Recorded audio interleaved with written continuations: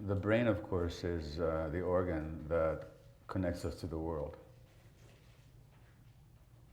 It's what interprets the world for us. It's what programs the behaviors that then the world responds to in terms of seeing who we are and what we are and how to understand us. It connects the internal organs with the nervous system, our sense of self. So very much how we experience ourselves and other people are functions of the brain. Which is where brain injury, or anything that traumatizes the brain actually, becomes a problem. Because as you're looking at me, your mind is making certain interpretations of who this person is, what he's saying, what that means to you. But by and large, you're expecting me to act within a spectrum of behaviors and responses that resonate with yours. And if I began to act in ways that seem strange to you, just subtly strange, it wouldn't have to be egregious. I wouldn't have to be yelling at you or throwing things around, but just if all of a sudden I stopped looking at you and I started talking like this, you'd feel weird. Your internal organs would actually give you different messages than they're giving you now. If I didn't respond to what you communicated to me in a way that denoted my understanding of you and my getting of you, you would feel troubled. And you might feel some fear, or you might feel some distaste. You'd certainly want to move away from me.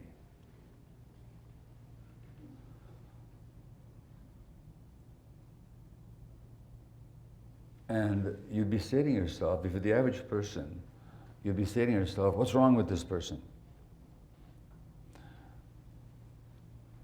Now, those words, what's wrong with this person, are the right words. But what's wrong with this person is not the right thing to say. Because implied in that, what's wrong with this person, just the question itself, what is wrong with this person, or more broadly speaking, what is happening with this person, what is making her, him, be, act, react the way they are, that's a legitimate question. In fact, it's an essential question. If we're going to understand each other, we really have to wonder, what is happening for that person right now? So what's wrong with this person is kind of a shorthand for that. But what's wrong with this person is not a question. It's a statement. And the statement is one of judgment, one of rejection. Now, if I was limping and had to use a cane or a crutch, if I was blind and had to use a guide dog, if I was impaired in a way that you could immediately recognize as being impaired, you would not be saying, what's wrong with this person? You might wonder, well, why is he limping? You know, what's happened to him? You might have some empathy for somebody with impaired vision. But there'd be no visceral negative reaction on your part. That's because you were very clear that they have an impairment in that particular organ or body part. When it comes to trauma, and I'm not talking about either developmental trauma or traumatic brain injury, you're still looking at a human being. There's no visible impairment that you can see, but the organ that's driving their behavior is impaired and making you feel very uncomfortable. Now, if it makes you uncomfortable and you look upon this person as somehow weird or strange and somebody that you want nothing to do with, which is how society responds to traumatized people, for the most part. It's how teachers respond to traumatized children. It's how the courts respond to traumatized people that come before them. It's we want less of you. We just want you out of the way. If we're that uncomfortable dealing with the traumatized person, imagine then for a moment what it's like to be inside the head of that traumatized person.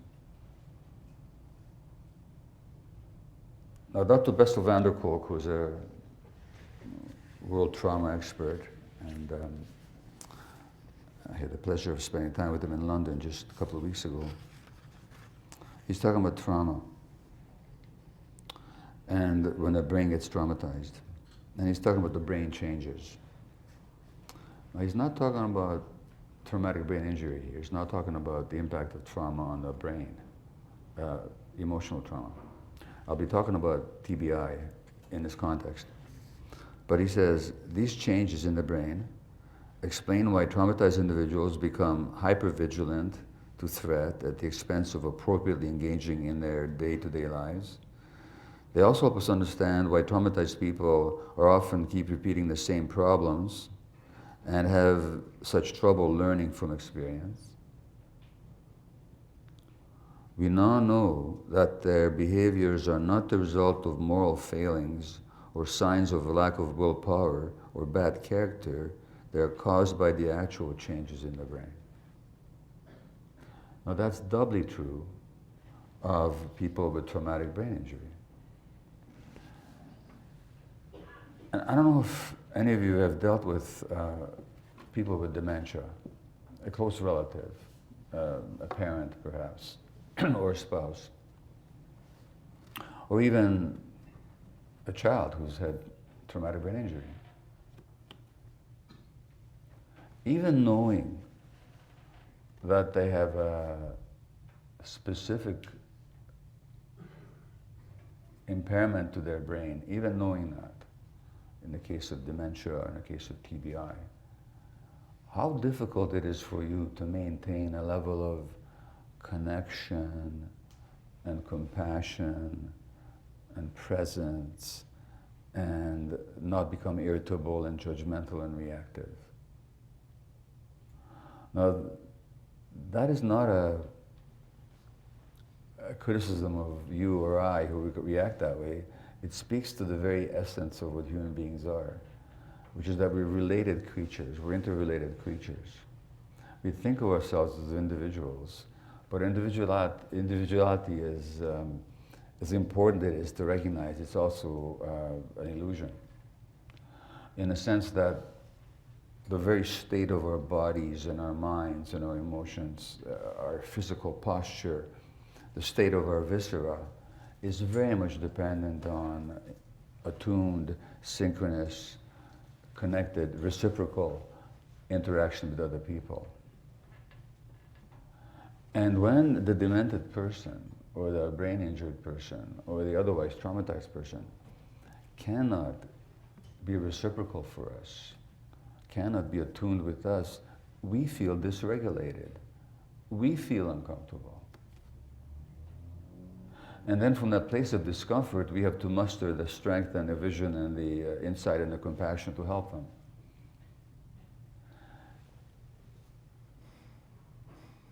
And then, again, imagine the sense of fear and panic and isolation and sheer rage at not being understood that the traumatized person then must experience day to day.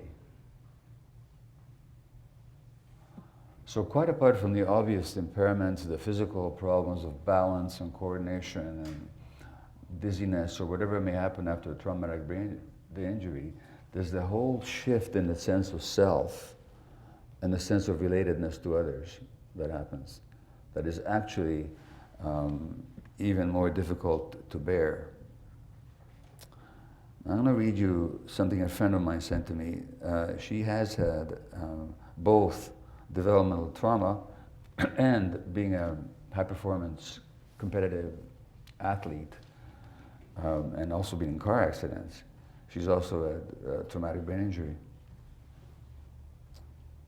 And she recently underwent experimental treatment called PONS, Portable Neuromodulation Stimulation, which attempts to stimulate the cranial nerves in the brainstem to alter neurological functioning in a positive way. And so she went through, I think, a 2-month program in Surrey. She was accepted for this study. And I'm going to tell you what she wrote here. She says, I've been in transition since late February, the end of the PONS study. Those 8 weeks in Surrey marked the best and worst biological medicine has to offer. It brought merciful, if challenging, relief in the confirmation, finally, she said, that repeated concussive blows to my head have caused damage. That it isn't a matter of mental illness or any kind of weakness within me. So just what she's saying here is that the acknowledgement that, yeah, that blow to your head or those repeated blows to your head really did change your brain, and that really did change you, and therefore you're not at fault. That relief, just knowing that itself, was a tremendous source of support to her.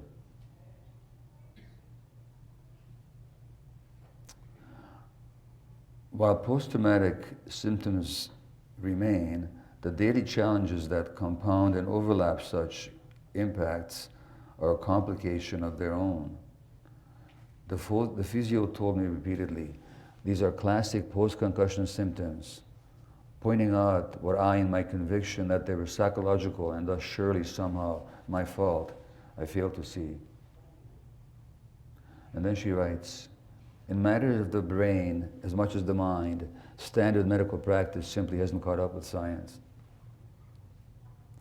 She says treatments for post-traumatic stress disorder largely ignore traumatic brain injury, she says. And treatments for TBI ignore post-traumatic stress disorder. Each condition magnifies and precipitates the other, yet the recommended guidelines for both don't just fail to correlate, they're sometimes directly counter one another. This leaves patients and physicians alike stuck in a relentless cycle of palliative care. No wonder I fall through the cracks in a medical chasm.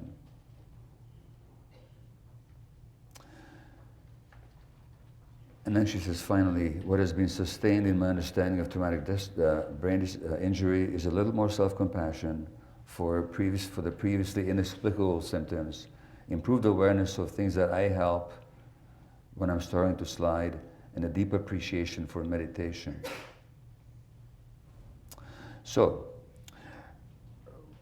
this is a woman who's been through the medical system, diagnosed with probably 4 or 5 different conditions, medicated all over the place. And the system failed to recognize 2 essential components of causes of her behaviors and problems. One is that she was a deeply traumatized child. She suffered extraordinary trauma as a child, including sexual abuse and all kinds of things, which I'll talk about later. And she also suffered a number of brain injuries in accidents that she sustained as an athlete and also in car accidents. And the diagnoses took none of that into account. The diagnoses simply dealt with different manifestations of her trauma, but they never actually looked at the trauma itself. So personality disorder or bipolar disorder or whatever else diagnosis she got, looked at the effects of trauma without looking at the trauma itself that caused it. Now it follows that when you're looking at effects, you're not going to ever deal with the root of things. So to understand how to help people, we really have to understand the roots of their experience. Now, when I was looking at the research literature on the relationship between addiction or substance abuse and brain injury, my assumption would have been and was, that what I'm going to find is that people with brain injury will be more likely to be substance abusers post-injury. Because the areas of the brain that regulate behavior would have been damaged in the brain injury. Therefore, there'd be less impulse control, less regulation, more depression, more need to self-medicate. What's interesting is that the research doesn't actually support that. The research at best is ambivalent. And if anything, and in some studies, yeah, they do show that after brain injury, people do drink more and so on. Some studies show that, but overall, that's not what the research shows. So overall, what it seems to show is that rather than substance use being an effect of brain injury, much more often it's actually the cause of brain injury, or much more often it predates the brain injury. If it's not the direct cause, it predates the injury. So I think we need to talk about substance use as a major risk factor for traumatic brain injury, as a major risk factor, and I'll show you some of the statistics about that. And also, in some cases, as a possible outcome of brain injury. But in either case, there needs to be a dynamic, how should I say this, a dynamic flow between our understanding of brain injury on the one hand and addiction or substance use on the other, and not to put the two into different categories, but see how they actually interact. And that therefore, when we're dealing with such people, we have to specifically address, if they've had brain injury, we have to specifically affect the impact of brain injury, but not forgetting that the substance use that very often predated the injury was already also an impact of trauma. And here's where we'll have to talk a little bit about brain development. So when it comes to understanding substance use and addiction, our society takes a very simplistic perspective on it, which is best expressed by the man who now is the Attorney General of the United States. This is the guy who will be enforcing the law. And here's what he thinks about substance use. He said this a few months ago. His name is Jeff Sessions. We need to say, he says, as Nancy Reagan said, just say no. Don't do it. And our nation needs to say clearly once again that using drugs is bad. It will destroy your life. In the 80s and 90s, we saw campaigns stressing prevention. We can do this again. Educating people and telling them the terrible truth about drugs and addiction will result in better choices by more people. Now, how successful those so-called preventive strategies that he lauded so enthusiastically in the 18 and 90s, which mostly consisted of putting billboards on highways saying, just say no. How successful that was is shown by the fact that heroin use in the United States has gone up 5-fold in the last 10 years. And both countries, US and Canada, is facing this terrible overdose epidemic right now. I was in the downtown east side yesterday for a meeting, and the number of overdoses is just not dropping, despite the fact that there's actually more prevention services, and as was said in the introduction, there's more supervised injection sites being set up and so on. I can only wonder what the death rate would be if those services were not in place, because they save a lot of lives. But even with everything we've got in place right now, we're barely holding steady, and that steady is terrible. It's something like 4 overdoses a week in Vancouver. That's just in Vancouver, I think. I know that Kelowna has got a real problem as well. In the United States, they experience between 120 and 140 overdose deaths every month, which means to say that each month they have the equivalent of a 9/11 happening in that country.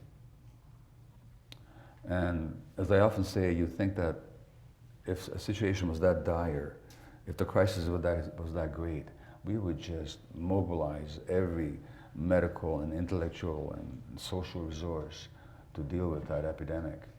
As we do, when it comes to something like the Ebola virus or the SARS virus or the Zika virus, that threatened very few people. Very few people died of SARS in Canada. But I don't know if you remember how much media attention there was, daily briefings by governments, mobilization of medical resources, for a problem that was, comparatively speaking, trivially small. And I'm not in any way diminishing the importance of dealing with such public health threats. I'm just saying, where's the proportion? And what does that have to do with? Well, it's got to do with something.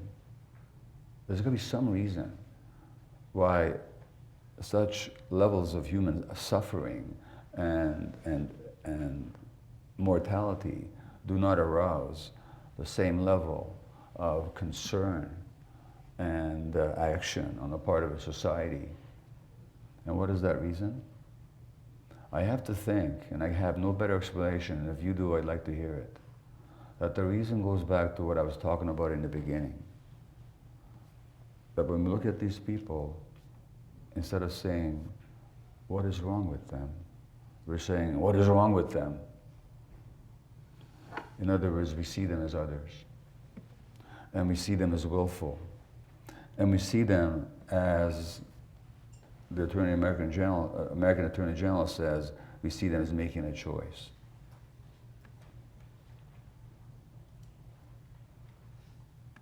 Well, how accurate is that perspective? As I quoted from Bessel van der Kolk, it's not a moral failure. Trauma and its impacts are not a moral failure. It's not a choice. It's just what happens to the brain. So the reason I thought that looking at studies of addicted or brain injured people, I would see more addiction is because because brain injury can damage the circuits that regulate, for example, incentive and motivation. As I'll be telling you in a minute, incentive and motivation are very important in driving substance use or any addiction. So if you injure those circuits, you expect more addiction, more substance use.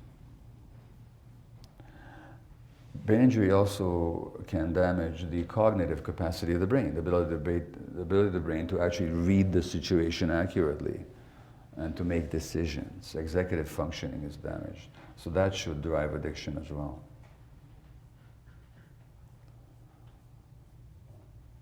The problem is, in trying to figure out which comes first, brain injury or addiction, well, epidemiologically, addiction comes first in most cases. But the problem is, although it's easy to understand how when you whack somebody in the head with a metal bar, or concuss them with a blow to the head, or whatever happens, it's easy to see why that would have a damaging effect on the brain. We're far, far, far behind the science to understand that conditions in childhood that interfere with healthy development can also impair the brain.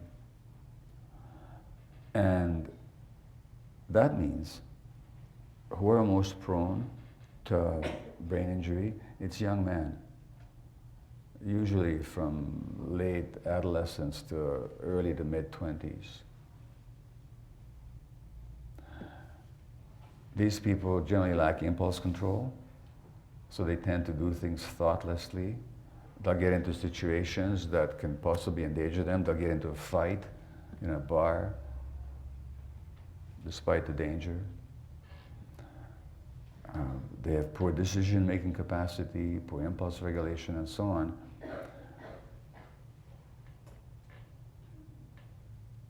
Which are exactly the brain functions that childhood trauma can impair. In other words, what I'm saying is that for the most part, not exclusively, but for the most part, traumatic brain injury happens to people already traumatized. Now, if you look at brain development,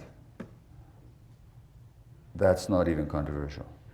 And the problem with the material I'm presenting to you now is that A, it's completely established brain science, number one. Number two, it's completely unknown to most care providers. So that it's quite astonishing when you think about it, that physicians are not given a single lecture on brain development. How does a human brain actually develop? Nor, equally astonishingly, nor are teachers.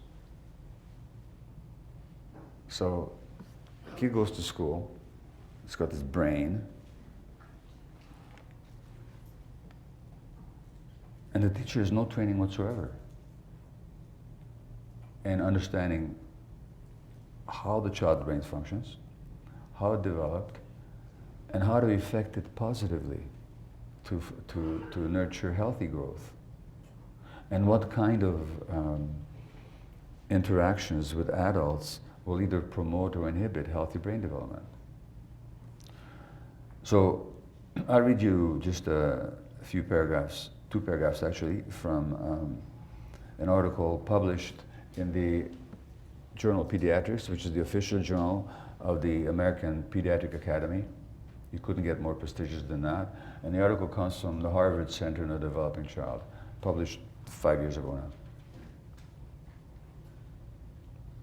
And here's what they say. The architecture of the brain is constructed through an ongoing process that begins before birth, continues into adulthood, and establishes either a sturdy or a fragile foundation for all the health, learning, and behavior that follow. So pretty much everything that you see in terms of human behavior is actually the impact of brain development, which makes sense.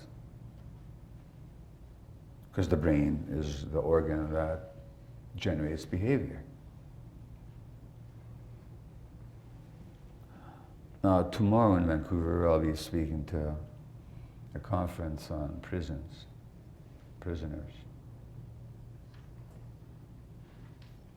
I was reading yesterday in the New York Times, this young man, Dylan Roof, who killed all these black people at this church. I forget which southern state or town it was in, but you remember the tragedy last year. He represented himself in court, and his statements were, typically racist, dark hatred. Or these people needed to be wiped out to protect the white race. What is clear from the article in the New York Times yesterday, though, is that he should never have been allowed to defend himself. He's got severe psychiatric problems. In other words, his brain is impaired. And his very act was a sign of a traumatized brain. In which case, not only why is he allowed to defend himself, why is he even a criminal case? And I'm not talking about in any way validating or approving or accepting the outrageous statements that he made. I'm talking about who's generating that insanity.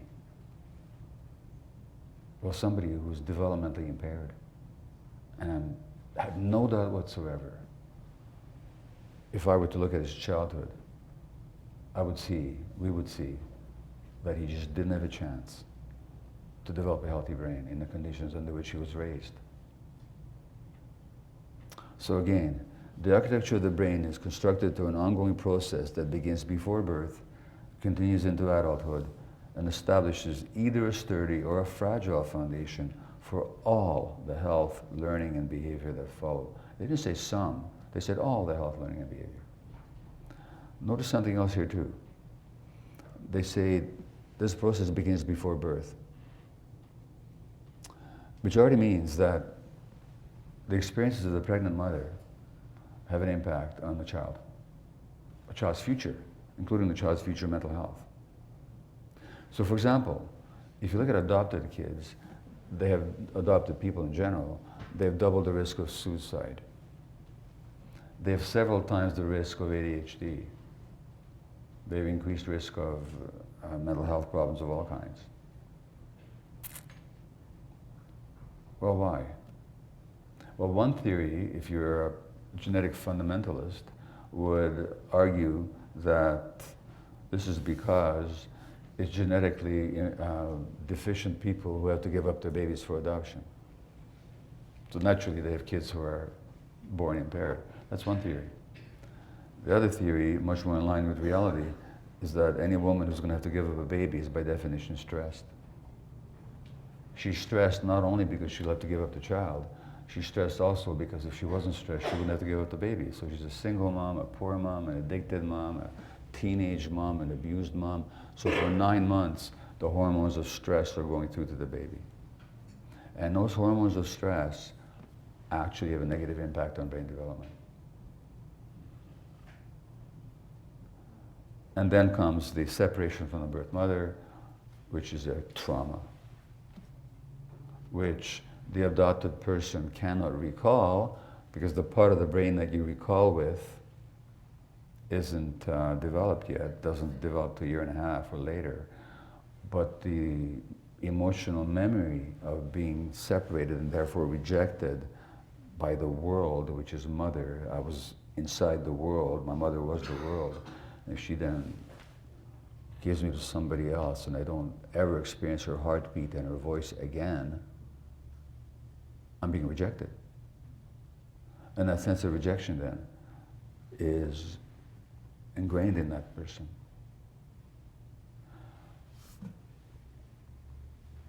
And then that person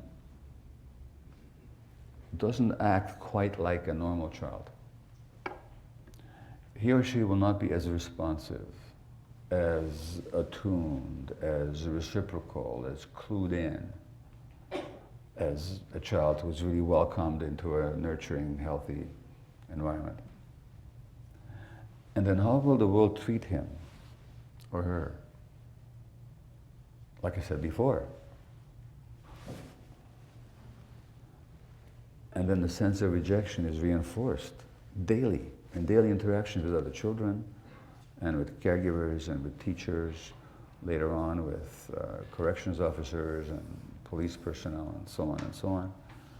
You got this vortex of trauma from which the kid never escapes into adulthood.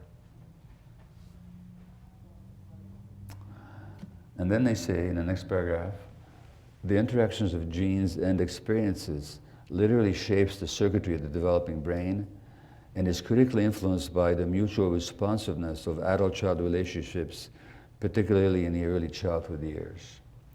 So it's not genes that determine the brain, it's the interaction of genes and experiences, because it's experiences that actually turn genes on and off. A gene can be there. You can get 2 kids born with the same gene. You might have, for example, a gene to do with serotonin transport. Serotonin being an important brain chemical. And you might have a variation in that gene in 2 different individuals, and one person becomes addicted because he's a bit more sensitive and susceptible. The other doesn't, but they have the same gene. And if you actually look at what happened was that the person that does become addicted, they had childhood trauma. The person that did not become addicted with the same gene was in a nurturing home. So in the one case, the gene is turned off. In the other case, it's activated by the environment. So genes don't determine, for the most part. They are actually activated by the environment, particularly when it comes to the complex set of human behaviors. There's no gene that determines any human behavior. So it's the interaction of genes and experiences that literally shapes the circuitry of the developing brain, and is critically influenced by the mutual responsiveness of adult-child relationships, particularly in the early childhood years. So actually, the most important determining factor that shapes the circuitry, the physiology, the connectivity of the human brain is the quality of parent-child interactions.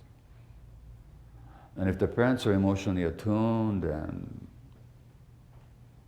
clued in and calm themselves, then a child's brain will develop the capacity to regulate itself, and a child will develop impulse control and insight and empathy and so on. But what if the parents are abusive, which often they may be, not because they mean to be, but because that's just how they were programmed, trauma being multi-generational. But never mind that. What if the parents aren't even abusive? What if they're just depressed? And a depressed parent cannot attune to a child. What the child needs, the infant needs, is a playful, joyful parent to interact with. You know, the kind of silly game playing that you see moms and little babies do? It's just totally automatic and instinctive. But a mother who's depressed, she can't do that. That already is having an impact on the child's brain development. So in one study I know, they looked at the electroencephalograms, the EEGs of 6-month-old infants whose mothers were depressed, comparing them to the EEGs of infants whose mothers were not depressed, and you could tell from the EEG of the infant whose mother was depressed and whose wasn't. That's how interactive we are as human beings. Now, this is really important from the perspective of treatment. And I'm anticipating maybe the conclusion of my talk, but really it doesn't matter. When we're dealing with people who are troubled, either because of early trauma, or because of brain injury, or, as in most cases, a combination of both, it's absolutely essential that whoever works with them really works on this attunement business, on this being in tune with, actually getting, so that we're not responding to behaviors. We're not reacting to behaviors. We're actually reacting to the emotional state of the person who generates the behavior. So, if I was talking with you, and all of a sudden you yelled at me, which a traumatized person might do, I could respond in two ways. I could, who the hell are you to talk to me that way? You know, get out of my office. Or I could say, gee, you must feel a lot of anger right now.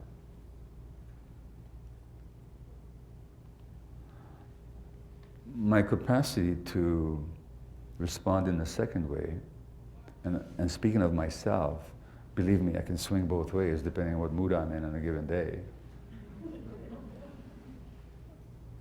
But my capacity to respond in that second way depends very much on what? It depends on my own capacity to regulate myself.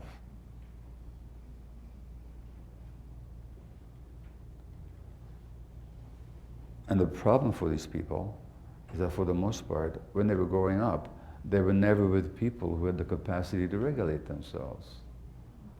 Hence, they never developed self-regulation. So the implications of just these two little paragraphs in understanding of any mental health disorder, addiction, human behavior, brain development, and dealing with traumatized people are actually immense. Now let me say a few more words about addiction.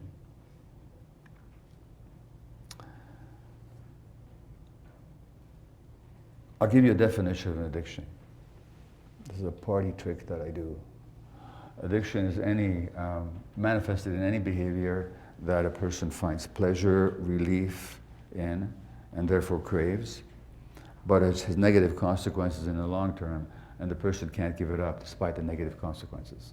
So, craving, pleasure, relief, negative consequence, inability to give it up. I said any behavior. I didn't say drugs. I didn't say substances. I said any behavior. Naturally, it could be substances, nicotine, cigarettes, caffeine, cocaine, crystal meth, opiates.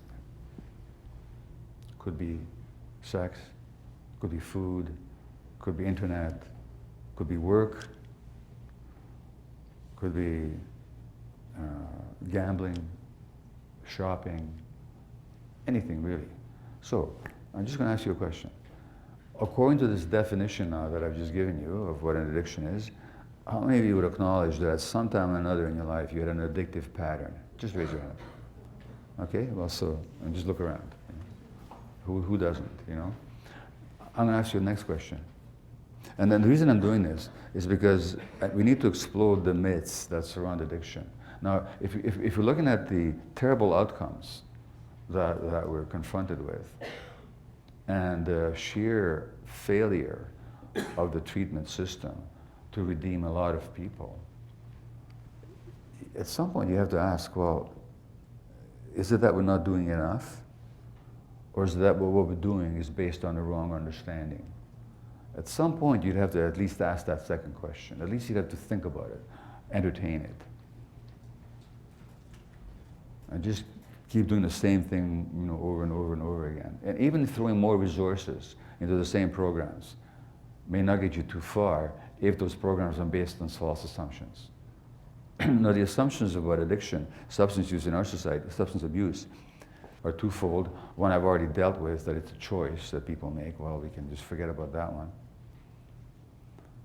Unless you're the American Attorney General, in which case you're going to make the laws tougher, keep people in jail longer, which is exactly what they're going to do now.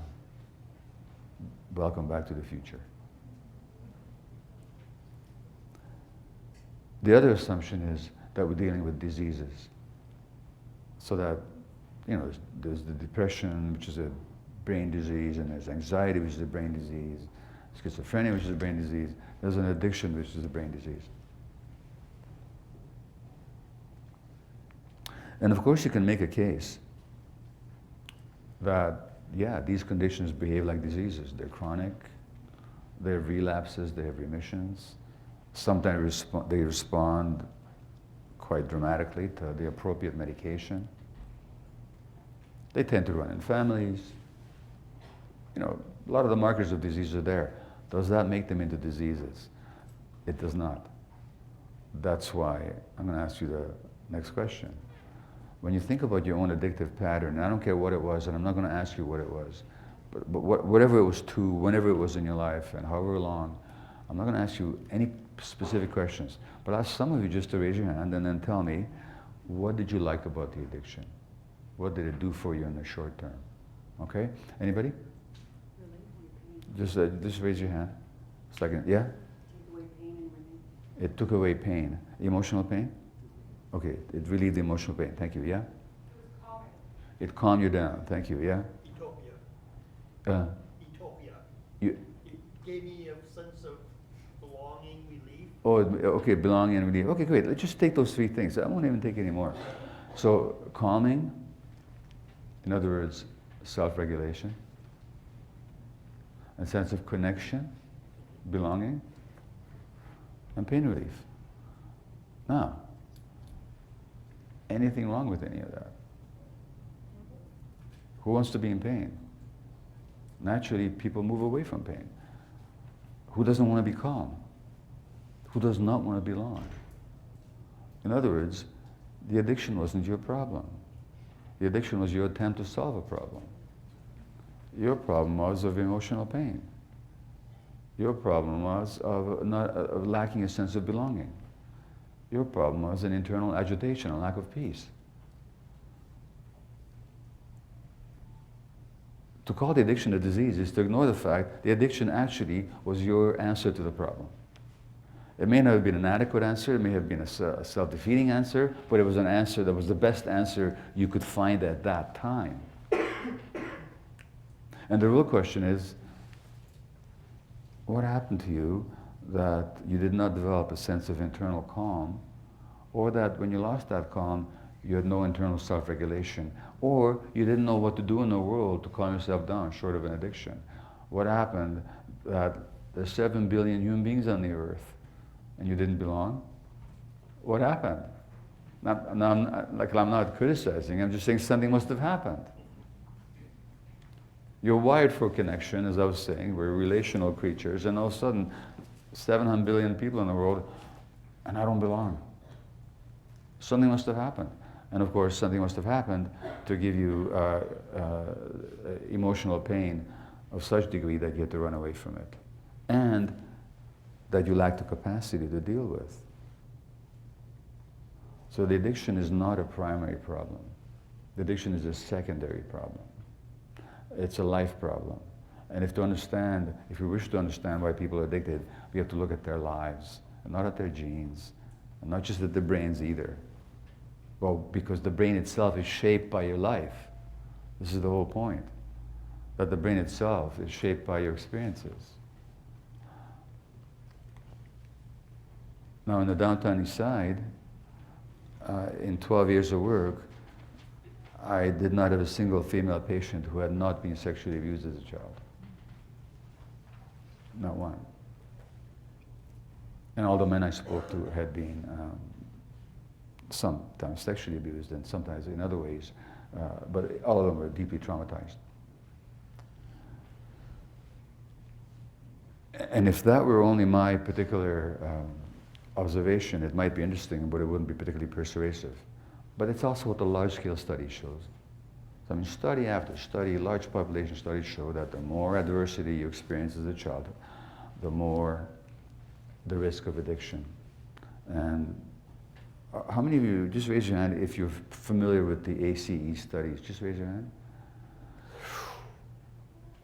I'm always surprised, and don't take this as a personal critique. I'm systemically surprised, I shouldn't be at this point anymore, that here we are in a room of caregivers, professionals, dedicated, well-trained, skillful people. And yet some of the basic information necessary for your work has been denied to you by your education and your training. I mean, that just shows what I'm talking about. So look, tonight, go to the internet and download the ACE studies, Adverse Childhood Experiences Studies. Download the ACE score and use them with your clients. It'll tell you everything you need to know about them. An ACE is physical or sexual or emotional abuse, a parent dying, a parent being jailed, a parent being mentally ill, violence in the family. Did I say a parent being addicted? A divorce or severe neglect, okay? For each of these, the risk of addiction goes up exponentially. That means if, according to the research literature, which is the case, the vast majority of people in some studies, pre-traumatic brain injury, were already into heavy substance abuse, then that means that they all had high ACE scores. And you need to know that about them. Because then now you're realizing that you're not just dealing with the effects of a brain injury, you're also dealing with the effects of pre-existent trauma that already affected the brain. Because as I read you from that Harvard article, the brain is affected by the environment and the development of its circuitry. So what I'm saying is that these ACE studies, which have been done in California, in Finland, most recently in Alberta, and they always show the same results. The more childhood adversity, greater the risk of substance abuse. Not only the greater risk of substance abuse, greater the risk of mental health issues, ADHD, addiction, depression, anxiety, and of course of brain injury. So on one level, we have to understand addiction as somebody's attempt to make the world a little bit more benign, to make the world a little bit more livable, to make the experience of life a little bit less harsh, a little bit more pleasant. And what I'm really talking about is whether it's anxiety and hypervigilance, whether it's not a sense of lack of belonging, these are all manifestations of emotional pain. So the first question in addiction, this is my mantra, is never why the addiction, but why the pain. And if you understand people's pain, you have to look at their lives. Not at their genes and not at their choices, but what actually happened. Something happened. So that's on one level. On another level, I will just quote you. I was in London for a few weeks, came back last week, and went to the National Gallery where there's a lot of beautiful art on the walls, including a magnificent painting by Van Gogh, the transcendent Dutch painter. And he's famously, he's the one that cut off his own ear at some point, and I believe he ended up committing suicide. It's about this book, but to do with him, and he was a drinker. And clearly he had bipolar disorder. So, just to quote you, as the year wore on and his work rate went up, his consumption of alcohol increased again. This was partly a reaction to the stresses and anxiety of work itself, but also a way of quieting his mental turmoil. When worried about disastrous possibilities, he threw himself into painting. He worked in any case so as not to suffer too much mentally. In other words, work itself was an escape. And he added, if the storm within gets too loud, I take a glass too much to stun myself. It was his wildly fluctuating moods that seemed to be at the root of the trouble. In Paris, he had suffered so severely that they made him fear for the future. At times, he put them down to bad wine. Possibly it was actually too much wine. Vincent complained repeatedly that his blood had not circulated, which he cannot have meant literally. Metaphorically, he seemed to be talking about the terrible lethargy of depression. When he was in that state, alcohol was enlivening. Conversely, when he was agitated, it soothed him. But in neither case was it doing him any good. Now again, a lot of the young men who get TBI actually were heavy drinkers. And in one study, they looked at the outcome after the head injury, comparing previous history of alcohol consumption and the violence that actually caused the head injury. They found out the previous history of alcoholism had a more dire effect on the outcome after the brain injury than the cause of the brain injury, whether it was violent or not. Which would make sense. Because if I'm walking down the street and randomly somebody tries to hold me up and they hit me over the head with a crowbar, but I have no history of drinking, then you can assume that probably I didn't have trauma before. But if I'm a drinker and I go into a bar and I get injured in that environment, the fact that I was a drinker means that I was already traumatized. And that drinking was designed to soothe my highs and lows, or to make me feel better about myself, or to escape from my pain. And of course, my brain was already impaired in some ways prior to the injury. Now, just a few final words. As always, of course, and the reason I can't stay with you much longer after my talk is because the last time I was in Kelowna,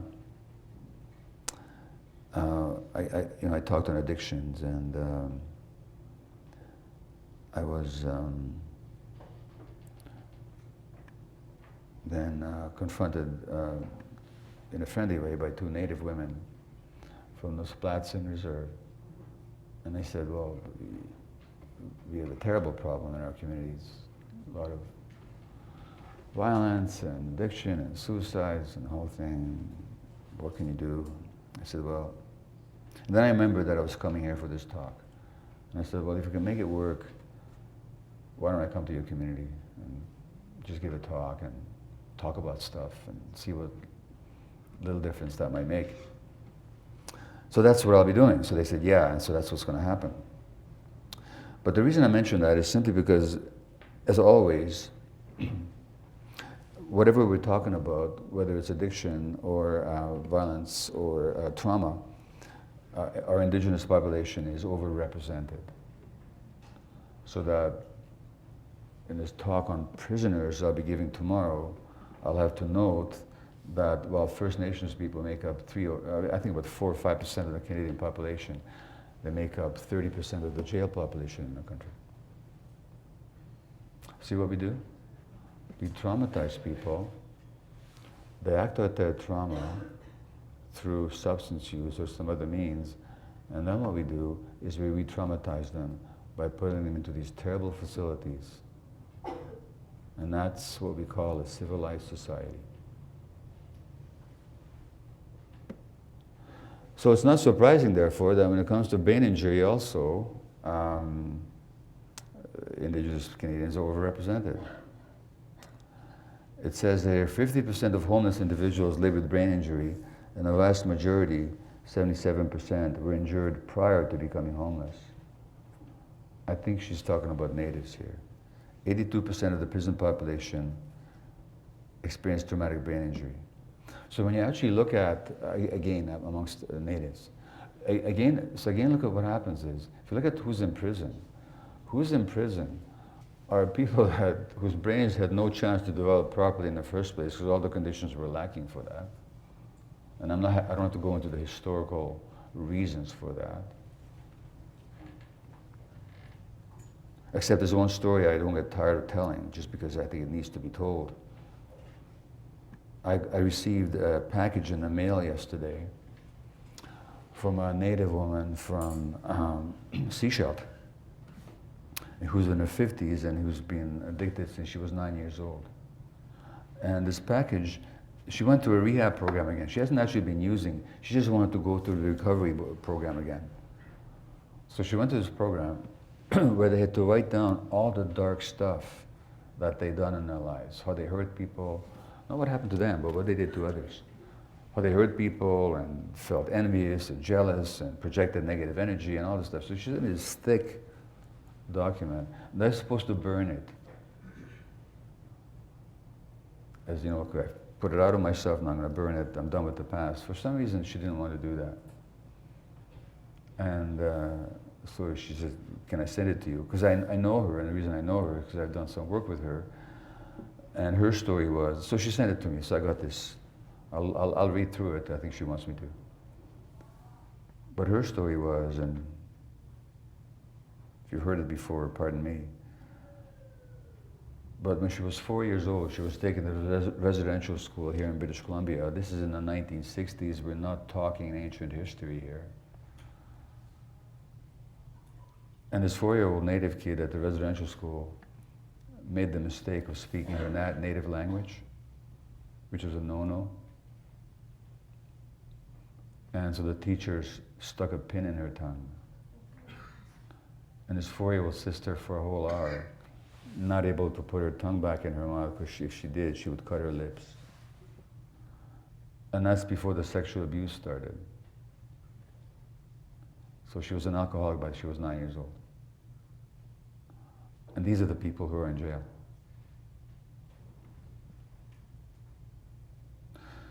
Now, what does that all mean? It all means that, first of all, there's nothing more challenging than working with people who are mentally challenged themselves and who are or who have traumatized brains. Because as I said in the very beginning, it pushes all the wrong buttons inside us. Our needs for being understood, respected, connected with are just frustrated at every turn. Our need that our work should be effective is so that we can feel better about ourselves is frustrated because these people tend to relapse. And then of course we get tense and then we project that tension onto them. This is challenging, very important, very sacred work. It's just about the most difficult thing you can do. You know, again, if somebody breaks an arm and your job is just to fix that fracture, or if you're the nurse tending to that person post-injury, that's okay, because you're attuned, you're aligned, you know, you're on the same wavelength. Now the functions of the midfrontal cortex, the gray matter right here in the front, which Bessel van der Kolk calls the watchtower of the brain, which is what stands over us and kind of regulates us, are regulating the body, attuned communication with other people, emotional balance, response flexibility. In other words, our responses aren't programmed, automatic, reflexive reactions. Like you show a dog a bone, they start to salivate, you know. That's just a reaction. Insight, empathy, modulation of fear, intuition. These are all functions of the midfrontal cortex. These are just the things that are going to be lacking in our clients. A, because of early trauma, and or because of traumatic brain injury. Which means that our midfrontal cortex has to work really well to work with these people. And if we can bring our own best self to the task, our presence, our intuition, our empathy, our insight, our own modulation of our own fear, our own capacity to be flexible in our responses, to be emotionally balanced, to be attuned in our communication with them, well, that then will give an opportunity for their brains to acquire those capacities. I'm not talking about what technique you're using, what skill you have. Many of you have skills and techniques that I don't, and maybe I don't even know about. I'm just talking about the underlying approach that must be there for anything that we bring to bear to actually work.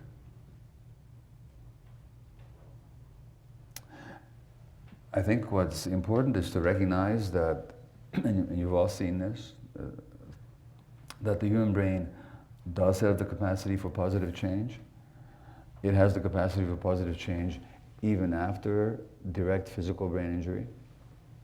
We know people with strokes who recover function. It's slow work.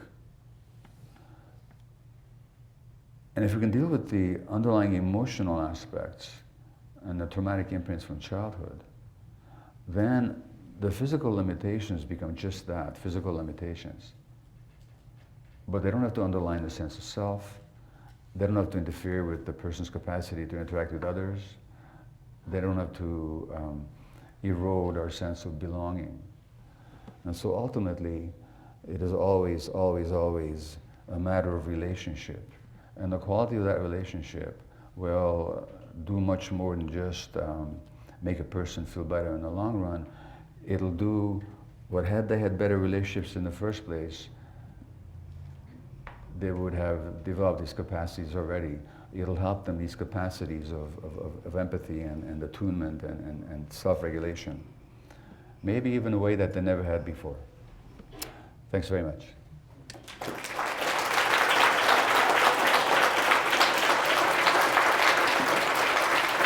Thank you. So, and that leaves us about 25 minutes for questions or so, I think. Yep.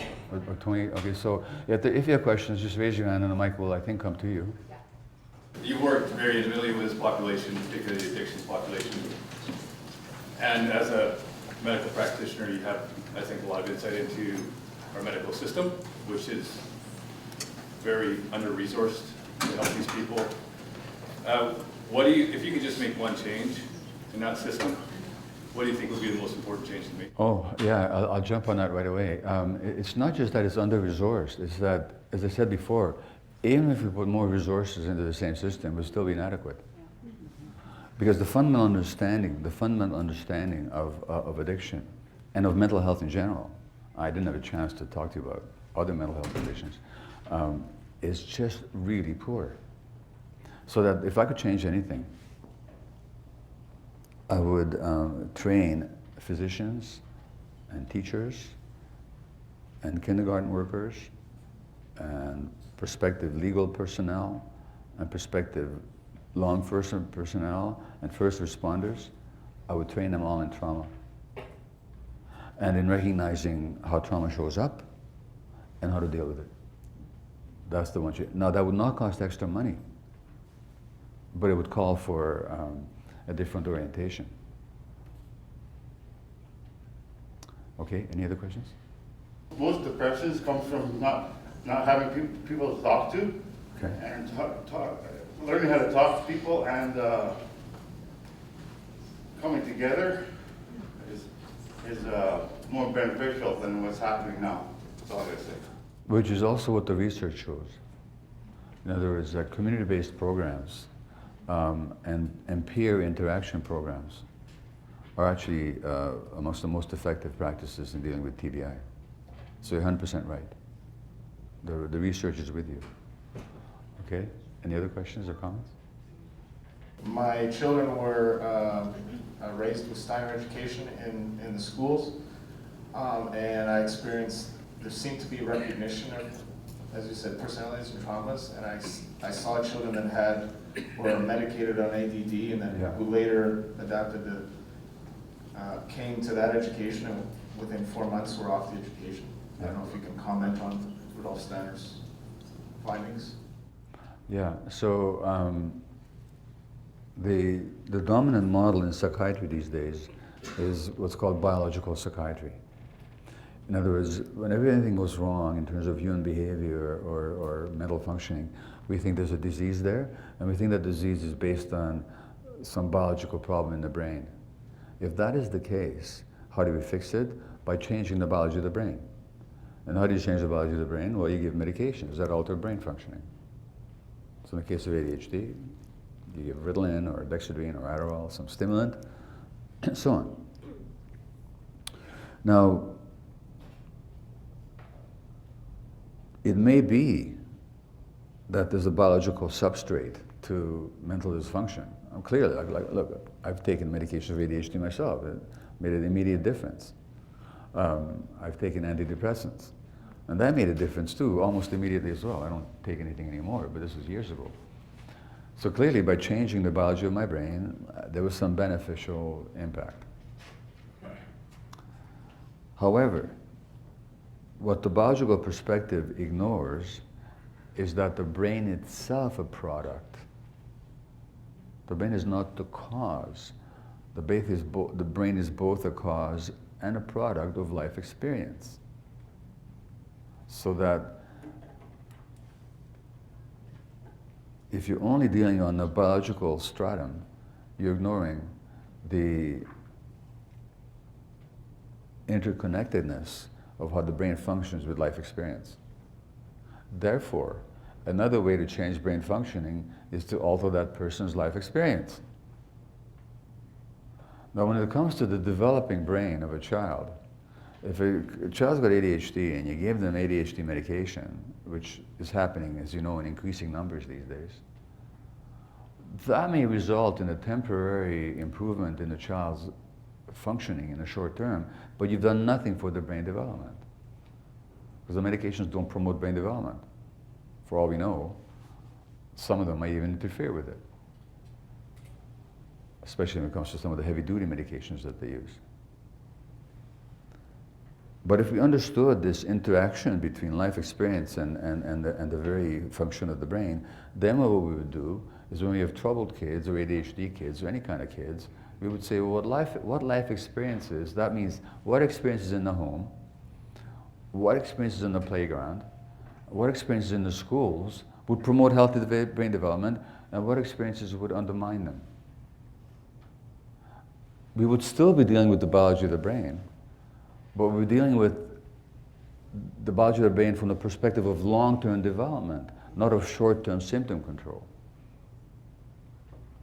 So if you're going to use medications with a kid, well, if you're totally driven to do it, and by the way, I question that there should ever be the first-line treatment with any kid. But let's say you decide at some point you have to bring them in just to get some respite. That's just the beginning. The real issue is this child's brain is developing. As that article said, it starts developing from before birth into adulthood. If this child's brain is developing, I mean, what would you do if you were a gardener and you had plants in your backyard, and if you wanted to help them develop, would you medicate them? Or would you make sure that they get enough irrigation and sunlight and minerals? That's all we got to do with our kids. Yeah. I communicated that incorrectly. The education of older. That's okay. I still gave a good answer. Yeah. The older school my kids went to, they focused more as to social development. Yeah. And children that had entered from the public school that were medicated went off medication. I know. I understand exactly what you said. I was validating what you were saying. Okay. I was saying that in the case of the kids that you talked about, they gave them the right conditions instead of trying to change their biological brain functioning. Okay? I was trying to say why what you said was true. And I never valued the value of the social importance Yeah. until I witnessed that. Absolutely, you know, I'm sure, and yeah, that's just the kind of stuff that one would expect if one understood. Okay, any other comments? Yeah, I have a question. So Megan and I work at BrainTrust. We're the people who brought you here. We do a lot of work. Yeah, we're happy to have you here. We do a lot of work on prevention for people with a brain injury. Yeah. And I'm interested in hearing your perspective on what do you think is the best way for us to approach youth, that vulnerable youth, and what kind of messaging to be successful in stopping them from making decisions that will impact their whole life. Any thoughts on that? Sure. So you're trying to prevent brain injuries, right? Prevention, yeah. Okay, well, so clearly the prevention of brain injury is not exclusively, but it's largely connected to prevention of substance use. Because a lot of those kids will get injured because of substance use. Right? So how do you prevent risky behaviors? Right. Like how do you prevent a kid hot dogging on a snowboard or on a car roof? You said, yeah, all that, yeah. Well, the question is, well, why is the kid doing that? So the kid's doing that because they lack impulse regulation. The kid is doing that because they want to impress their buddies. And the kid is doing that because the kid wants some area in life where they're really good. And in other areas of their life, they may not be succeeding so well. But they can be really great on a skateboard. So just telling them to avoid risky behaviors is not going to do a whole lot. And the reason it's not going to do a whole lot is because what's driving the risky behaviors is much more powerful than their cognition allows for. So you know what it's like as an adult for you, not to do something that's not good for you, even though you know it's not good, but when you're really impelled to do it, how hard it is to refrain. Well, I mean, for kids, I mean, their brains are in flux and developing, and so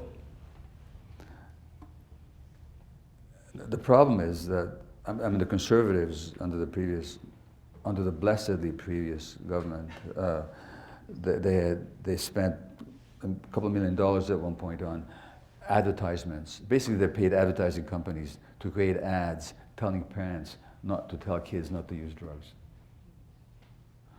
And I thought that a much better strategy would have been for them to take those $2 million or whatever they spent to their ad company funders to actually take those $2 million in crisp $1 bills and have a bonfire and burn it on Parliament Hill. And this is our drug, because, and the reason is, and this is in response to your question, that the kids who are listen to adults are not at risk. And the kids who are at risk are not listening to adults. So the real question you're asking is, no, how do you tell these kids these things? Because the kids that you can tell, they don't need to be told already. It's how do you get kids to listen? And how do you get the kids to listen depends on the quality of relationship they have with the adult world. The kids at risk have very poor relationships with the adult world, therefore they listen much more to their peers. So prevention programs have to be rooted in creating situations where the children who are being targeted want to listen to the adults. So there has to be a relational basis to it. And in our world, for reasons I won't go into, but which I really highly recommend you get, one of my books is called Hold On to Your Kids. It's just about how in our world, this is written by the brilliant child psychologist Gordon Neufeld. I wrote the book with him, but it's his work. But in our society, children are much more peer-oriented and peer-influenced than in previous societies. Why? Because the adults are not in their lives. And so, attachment being the most powerful dynamic in human life is just what drives us. I need to belong to somebody, to be close to somebody. Just the most powerful drive that you have, because without that drive, you don't survive. Now, that being the most powerful drive, when the adults are not available to kids, as in our society they're not, the kids will be powerfully attaching to each other. When kids are attaching to each other, they want to impress each other and listen to each other and be with each other. Nothing you can do about that as long as you don't somehow seduce them away from that influence. So what I'm saying is the relationship. So if you can create programs where adults can be involved with these kids in such a way that the kids come to trust and want to listen to, then you can deliver your message. The message is great. But in the absence of that relationship, you're kind of throwing, as the Hungarians say, you're throwing peas at a wall. It just won't stick, you know? Okay? Okay, thank you. Thank you. Yes? If you could provide one piece of advice to clinicians such as myself who work with individuals with complex PTSD, what would that be? Just one. Just an easy question, okay?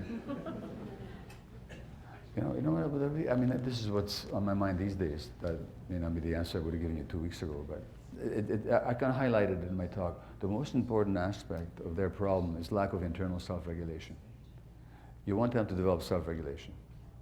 In order for them to develop it, you have to have it yourself. So meditate a lot, for God's sakes. Do a lot of yoga. Do something to really connect with yourself so that you can connect with them in a calm kind of way. And also, I would say, teach them some self-regulation practices, which may not be easy for them, but meditation. Also, get them into their bodies, get them reacquainted with their bodies. Dance with them, chant with them, beat drums with them, you know, just so body-based, attuned, self-regulating communication, all of which has to come from who you're being at that moment. Okay? You're welcome. Ladies and gentlemen, Dr. Mate, thank you so much. Ladies and gentlemen, one minute, please.